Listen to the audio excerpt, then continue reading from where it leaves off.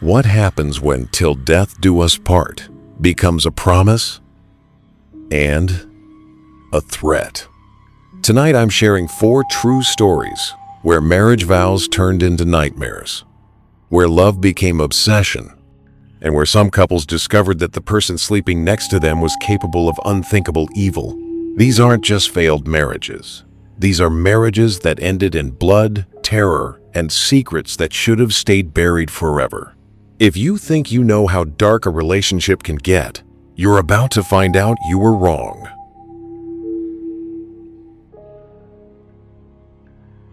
On March 15, 2019, firefighters responding to a house fire in suburban Ohio made a discovery that would haunt them forever. The homeowner, 42-year-old David Chen, stood outside watching his house burn with an expression that seemed relieved. But when the flames were finally extinguished and investigators began searching the wreckage, they found something that made David's relief suddenly make perfect sense. Hidden beneath a false floor in the basement was a small room, barely 6 feet by 8 feet. Inside were chains bolted to the walls, empty food containers, and worst of all, scratch marks clawed deep into the concrete walls. This wasn't just a basement. This was a prison. David's wife, Linda, had been missing for 3 years.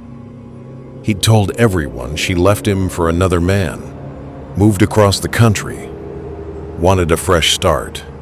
He even showed people text messages she'd supposedly sent saying she was happy and didn't want contact with her old life. But Linda had never left that house. She'd been trapped in that basement room for 3 years, living in conditions that would break most people within days. The scratch marks on the walls told a story of desperate attempts to escape, of fingernails worn down to nothing against solid concrete. The fire hadn't been an accident. David had started it deliberately, thinking it would destroy all evidence of what he'd done to his wife.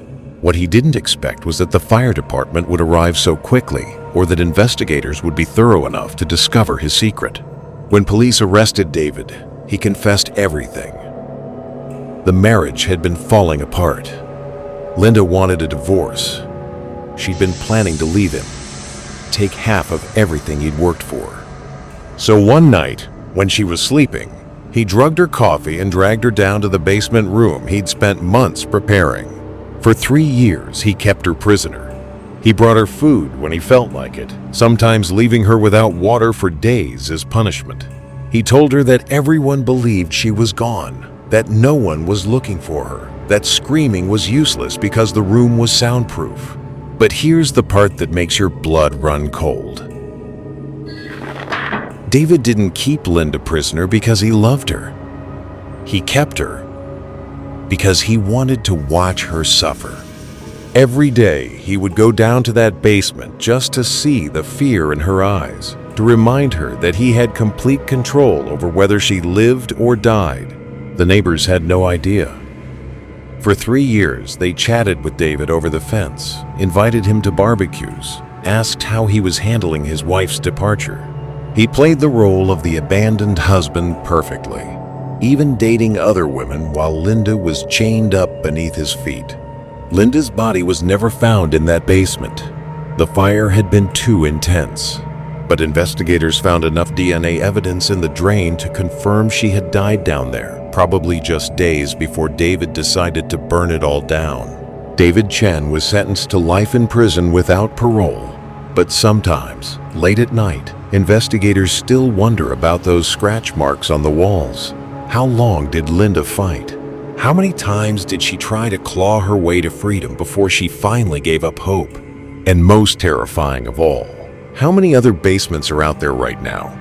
With someone's wife, someone's daughter, someone's mother, chained up inside while their captor lives a normal life just feet above their head.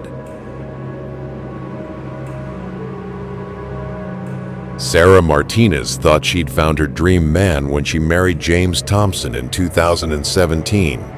He was charming, successful, and seemed completely devoted to her. He brought her flowers every week, wrote her love notes, and told everyone how lucky he was to have found his soulmate. But perfect husbands don't exist, and the more perfect someone seems, the more they're usually hiding. The first sign something was wrong came 6 months after their wedding. Sarah started getting sick. Not seriously ill, just weak. Tired all the time. Her hair started falling out. She lost weight even though she was eating normally. Doctors couldn't figure out what was wrong with her. James was so supportive through it all. He drove her to every appointment, held her hand during tests, brought her soup when she was too weak to cook. He even suggested she quit her job to focus on getting better. He could support them both, he said.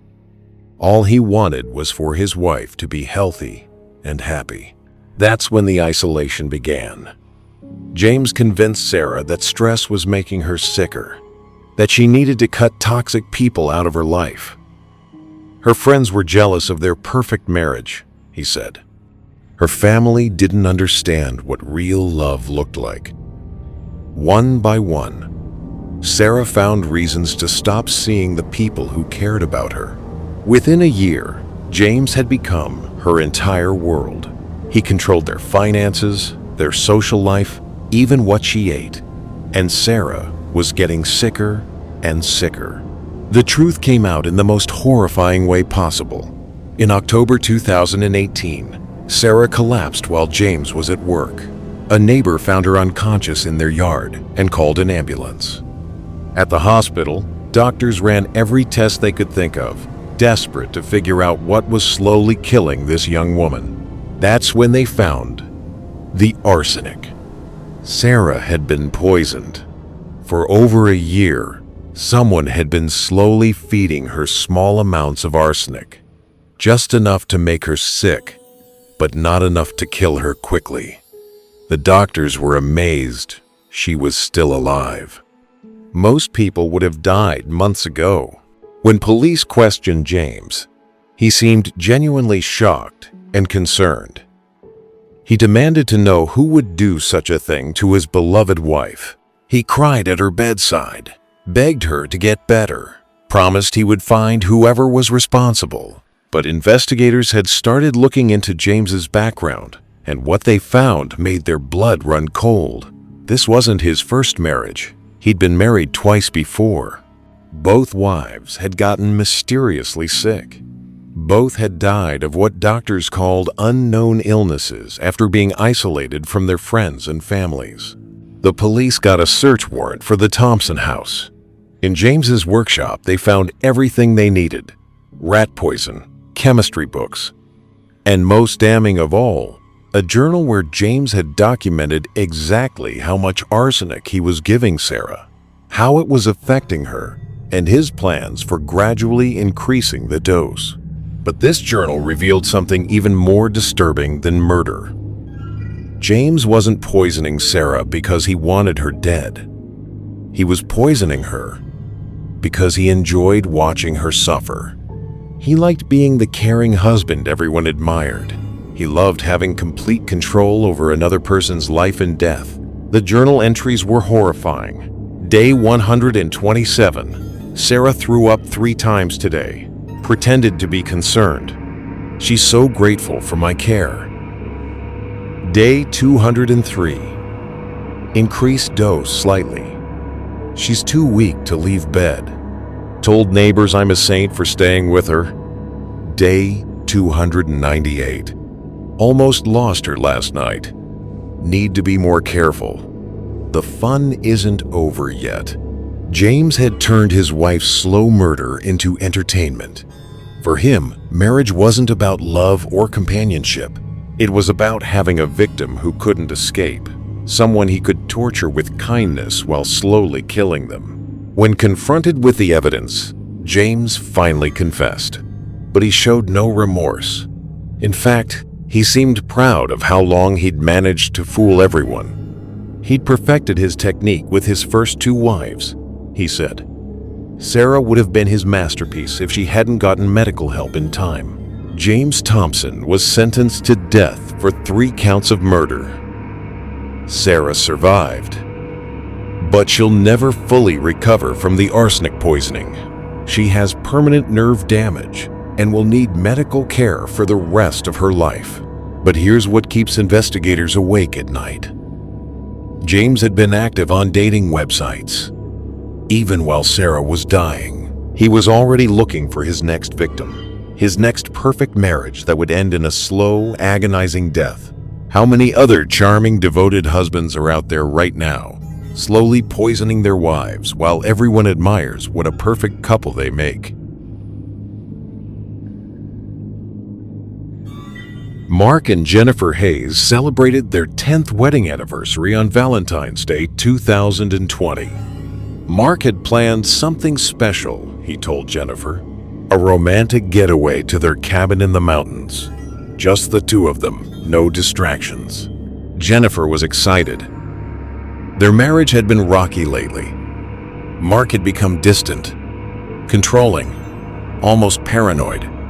He accused her of having affairs with coworkers, with neighbors, even with the mailman. He checked her phone constantly, followed her to work, and flew into violent rages over the smallest things. But an anniversary trip felt like hope. Maybe they could work things out. Maybe the man she'd fallen in love with was still in there somewhere. The cabin was remote, 3 hours from the nearest town, with no cell service and no neighbors for miles. It was the perfect place for a romantic reconciliation, or, as Jennifer was about to discover, the perfect place for something much darker. The first night went well. Mark was charming again, attentive, almost like his old self. They had dinner by the fireplace, talked about old memories, even made love for the first time in months. Jennifer began to think their marriage might actually survive. But on the second morning, Jennifer woke up alone. Mark was gone, and so was the car. She wasn't too worried at first. Maybe he'd gone into town for supplies, or to get better cell service to check his messages. But hours passed, and Mark didn't return. Jennifer tried to hike to the main road, but she quickly realized something was wrong. The trail markers had been removed. The path they'd used to reach the cabin had been deliberately obscured. It was as if someone had made sure she couldn't find her way out of the woods. As night fell, Jennifer heard Mark's car returning. She ran outside, relieved, ready to demand an explanation for why he'd left her stranded. But when Mark got out of the car, something in his eyes made her blood freeze. "Did you miss me?" he asked, smiling in a way that didn't reach his eyes. "I wanted to give you some time to think about what comes next." That's when Jennifer noticed what Mark was unloading from the car. Rope, duct tape, a shovel, and a large plastic tarp. Mark had brought her to the cabin to kill her. For months, he'd been planning this anniversary trip, this final gift to their marriage. He told everyone at work that Jennifer was having a breakdown, that she'd been talking about disappearing, starting over somewhere new. When she never came back from their romantic getaway, people would assume she'd finally snapped and run away. But Mark didn't just want Jennifer dead. He wanted her to suffer first. He wanted her to understand that he'd outsmarted her, that all her plans to divorce him and take half his money had been for nothing. "You thought you were so clever," he said, backing her toward the cabin.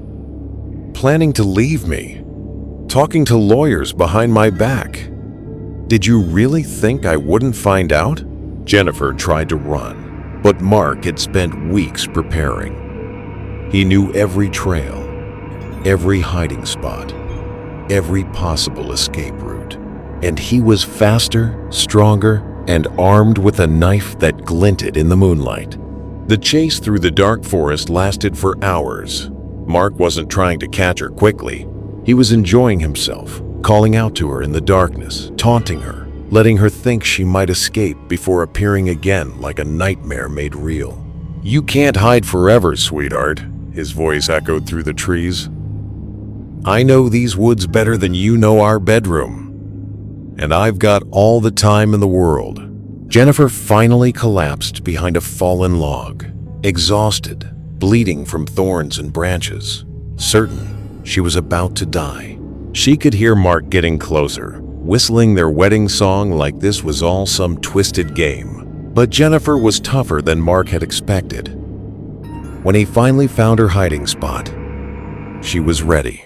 She'd found a sharp piece of broken glass, and when Mark bent down to grab her, she slashed it across his throat. Mark staggered backward, clutching his neck, blood pouring between his fingers. For a moment, they stared at each other in the darkness, both shocked by how quickly everything had changed. You actually did it," Mark whispered, falling to his knees. "I didn't think you had it in you." Jennifer could have helped him, could have tried to stop the bleeding, gotten him to a hospital. Instead, she watched her husband die in the dirt, feeling nothing but relief that the nightmare was finally over. It took Jennifer 2 days to find her way out of the forest.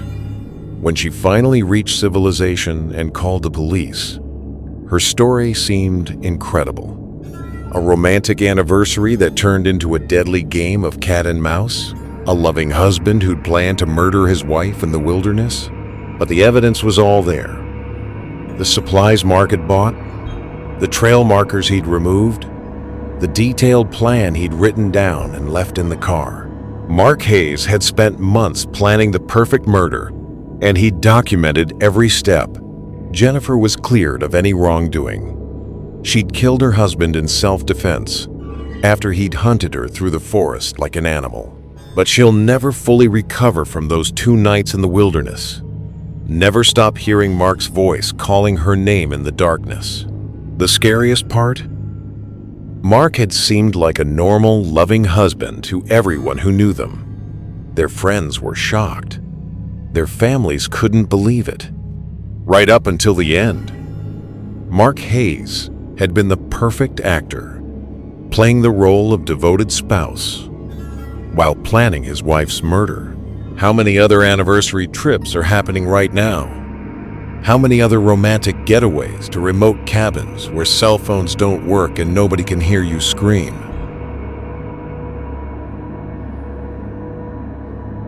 When Lisa Patterson married Rick Warren in 2016, her friends thought she was making a mistake. Rick had been married 3 times before, and all 3 wives had died in tragic accidents. A car crash, a drowning, and a fall down the stairs. Rick seemed to have incredibly bad luck when it came to keeping his wives alive. But Lisa was in love. And Rick was charming, wealthy, and seemed genuinely devoted to her. Plus, those previous deaths had been thoroughly investigated. The police had found no evidence of foul play. Sometimes terrible things just happen to good people, right? Rick was very concerned about Lisa's safety from the moment they got married. He insisted she carry pepper spray, installed a security system in their house, and bought her a new car with all the latest safety features. He even convinced her to increase her life insurance policy, just in case. "I can't lose you like I lost the others," he would say, holding her close. "I need to know you're protected." Lisa found his protectiveness romantic. Finally, a man who truly cared about her well-being. Her ex-boyfriends had never worried about her safety like Rick did. But Rick's concern went beyond normal protectiveness. He started pointing out dangerous situations everywhere. That restaurant they liked had slippery floors where someone could fall and crack their skull. The hiking trail near their house was notorious for people getting lost and never being found. Even their own swimming pool was a death trap waiting to happen. Slowly, Rick convinced Lisa that the world was full of deadly hazards. She stopped going out alone, stopped participating in activities she enjoyed, even stopped driving because Rick convinced her the roads weren't safe. Within a year of their marriage, Lisa had become a prisoner in her own home, too terrified to live her life. That's exactly what Rick wanted. The accident happened on their 2nd anniversary. Lisa was taking a bath, something she'd started doing more often because it was one of the few activities Rick considered safe. According to Rick's story, He'd gone downstairs to make her some tea. When he came back up, he found Lisa unconscious in the tub, apparently having slipped and hit her head on the faucet. Rick called 911, performed CPR, did everything a loving husband should do, but by the time paramedics arrived, Lisa was dead, drowned in her own bathtub while her husband was just downstairs making tea. The police investigation was routine. These kinds of accidents happen more often than people realized. The bathroom was a dangerous place, especially with wet surfaces and hard edges. Rick was devastated, heartbroken at losing another wife to a tragic accident. But one detective, Sarah Chen, wasn't satisfied with the easy answers. She'd worked enough domestic violence cases to recognize the signs, and something about Rick's story didn't feel right. The timing was too convenient, the circumstances too similar to his previous wives' deaths, and Rick seemed to be handling his grief remarkably well for someone who'd just lost his soulmate. Detective Chen started digging deeper into Rick's past. What she found made her sick to her stomach. Rick Warren wasn't just unlucky in marriage. He was a serial killer who specialized in making murder look like accidents. Each wife had died within 2 years of marriage, always after increasing their life insurance. Each death had been investigated and ruled accidental. And each time, Rick had collected hundreds of thousands of dollars in insurance money. But the worst part was how methodical he was. Rick didn't just kill his wives. He spent months breaking them down psychologically first, making them afraid of the world, dependent on him for everything. By the time he murdered them, they were so isolated and terrified that they barely existed anymore. Detective Chen found Rick's journals hidden in a safety deposit box. They contained detailed plans for each wife's death, psychological profiles explaining their weaknesses, and step-by-step instructions for making murder look accidental. Lisa's entry was the most chilling. Subject responds well to fear-based control. Natural anxiety can be exploited to justify isolation. Bathtub scenario optimal. Head trauma easily explained by fall. Drowning provides backup cause of death. Timeline: complete isolation by month 18, execution by month 24. Rick had been planning Lisa's murder since before they got married. Every romantic gesture, every expression of concern, every safety precaution had been part of a calculated plan to kill her and steal her life insurance money. When police arrested Rick, they found evidence linking him to 7 other suspicious deaths, not just his 3 previous wives. Rick had been killing women for over a decade, perfecting his technique, learning how to make murder look like bad luck. In custody, Rick finally confessed. He showed no remorse, only pride in how clever he'd been. "You have no idea how easy it is," he told Detective Chen. "Women want to feel protected. They want a man who cares about their safety. All you have to do is take that desire and twist it until they're too scared to function.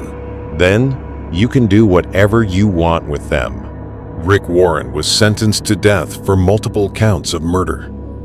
But here's what keeps Detective Chen awake at night. Rick had been active on dating websites right up until his arrest. He'd been corresponding with dozens of women, looking for his next victim, his next wife to terrorize and murder. Those women had no idea how close they'd come to becoming another tragic accident. How many of them would have fallen for Rick's charm, his protectiveness, his promises to keep them safe from a dangerous world. And most terrifying of all, Rick wasn't unique. There are other men out there right now, trolling dating sites and social events, looking for their next wife to marry, isolate, and kill. They're charming, successful, and seem genuinely concerned about women's safety, because that's exactly what makes them so dangerous.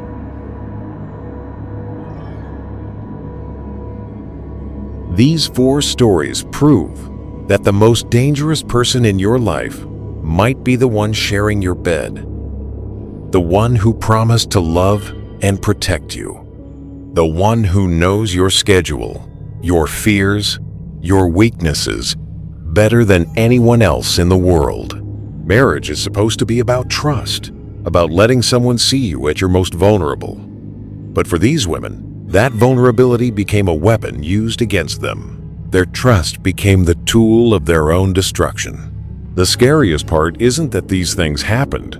It's that they're happening right now, in houses that look just like yours, to people who thought they knew their spouses better than anyone. So the next time someone seems too perfect, too protective, too concerned with your safety, maybe ask yourself why. Because sometimes the person trying to save you from the world is actually the one you need to be saved from. Sweet dreams. And remember to lock your bedroom door tonight. You never know who might be lying next to you. If these stories sent a chill down your spine, like the video. It helps more horror lovers discover our tales. Subscribe and tap the notification bell so you never miss what's hiding in the dark. Share this video with someone who swears they're not afraid of the dark. Let's test that. And remember, some stories don't end when the lights come back on. This is Dread Dynasty.